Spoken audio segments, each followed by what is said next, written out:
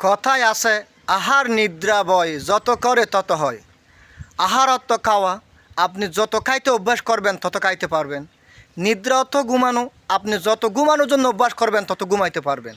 ভয় অর্থ ভয় পাওয়া, আপনি যত ভয় পাবেন ততই আপনার ভিতরে ভয় সৃষ্টি হবে। সে কারণে আল্লাহ পবিত্র কোরআনে ৮২ জায়গায় নামাজের কথা বললেও ৮৪ জায়গায় কিন্তু বিভিন্নভাবে ভয়ের কথা বলেছেন। আল্লাহর ভয় থেকে শুরু করে জাহান্নামের ভয় থেকে শুরু করে বিভিন্ন প্রকার ভয়ের কথা আল্লাহ কোরআন শরীফে ৮৪ জায়গায় বলেছেন, কিন্তু নামাজের কথা বলেছেন ৮২ জায়গায়। সুতরাং যতই নামাজ পড়ুন, যতই ইবাদত বন্দেগী করুন, আপনার ভিতরে যদি আল্লাহর ভয় সৃষ্টি না হয়, পরকালের ভয় সৃষ্টি না হয়, হাসরের নাসরের ভয় সৃষ্টি না হয়, জাহান্নামের ভয় সৃষ্টি না হয়, খবরের আযাবের ভয় সৃষ্টি না হয়, তাহলে আপনি যতই ইবাদত বন্দেগী করেন না কেন, আপনার ধারায় আপনার মাধ্যমে অবশ্যই অপকর্ম হওয়ার সম্ভাবনা বেশি রহিয়াছে। সেই কারণে আল্লাহ ইবাদতের কথা যদি ৮২ বার বললেও কিন্তু ৮৪ বার বিভিন্ন প্রকারভাবে বিভিন্নভাবে ভয়ের কথা বলেছেন। সুতরাং বর্তমানে বাংলাদেশে যেই ধরনের অপকর্ম হচ্ছে, শিশু ধর্ষণ, নির্যাতন, নারী নির্যাতন, চুরি ডাকাতি, হত্যা, এই সবগুলো হচ্ছে ভয়ের অভাবের কারণে।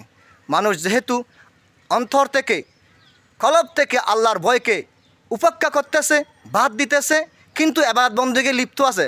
ইবাদত বন্দেগীতে লিপ্ত থাকলেও, নামাজ দোয়ায় লিপ্ত থাকলেও, রোজায় লিপ্ত থাকলেও তার ভিতরে কিন্তু আল্লাহর ভয় নাই।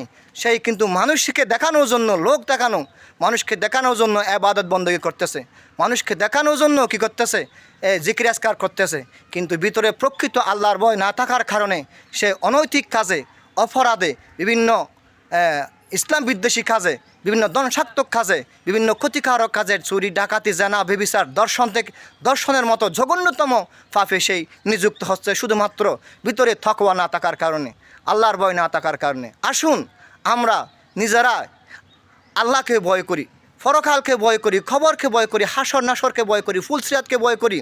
খবর জীবন, হাসর জীবন, জান্নাত জাহান্নামে যে আবাদুল আবাদ থাকতে হবে আপনাকে আমাকে, সেই ভয়টা বুকে লালন করে এই পৃথিবীতে চলাফেরা করি। সেই জন্য যারা ফির মুরিদি আছে, ফির মুর্শিদ মানে তাদেরকে ইবাদতের চাইতে তাকওয়ায় বেশি শিক্ষা দেওয়া হয়, তাদেরকে আল্লাহর ভয়ে বেশি শিক্ষা দেওয়া হয়, তাদেরকে অন্তর পরিষ্কার করা হয়, অন্তরের ভিতরে আল্লাহর ভয় জাগ্রত করা হয়। সেই কারণে আপনি যতই মসজিদমুখী হন না কেন, যতই ইবাদতমুখী হন না কেন, আপনাকে অবশ্যই কোনো ফির মুর্শিদের দরবারে গিয়ে নিজের আত্মাকে, নিজের খলফকে পরিষ্কার পরিচ্ছন্ন করে, আত্মার ভিতরে আল্লাহর নূরে নূরান্বিত করে, নূর জালিত করে, আল্লাহ আত্মার ভিতরে, আপনার খলবের ভিতরে অবশ্যই আল্লাহর ভয় সৃষ্টি করতে হবে। আল্লাহর ভয় নিয়ে প্রতিটা কাজে, জীবনের প্রত্যেক মুহূর্তে, প্রত্যেকটা কাজে, ব্যবসা বাণিজ্য, কথাবার্তা, চাল চলন, প্রতিটা মুহূর্তে আপনার ভিতরে যদি আল্লাহর ভয় থাকে, তাহলে আপনি কোনো প্রকার অনৈতিক কাজে লিপ্ত হতে পারবেন না। সর্বদাই আপনি ভালো কাজের চিন্তা করবেন, ভালো উপদেশের চিন্তা করবেন, ভালো কাজে লিপ্ত থাকবেন।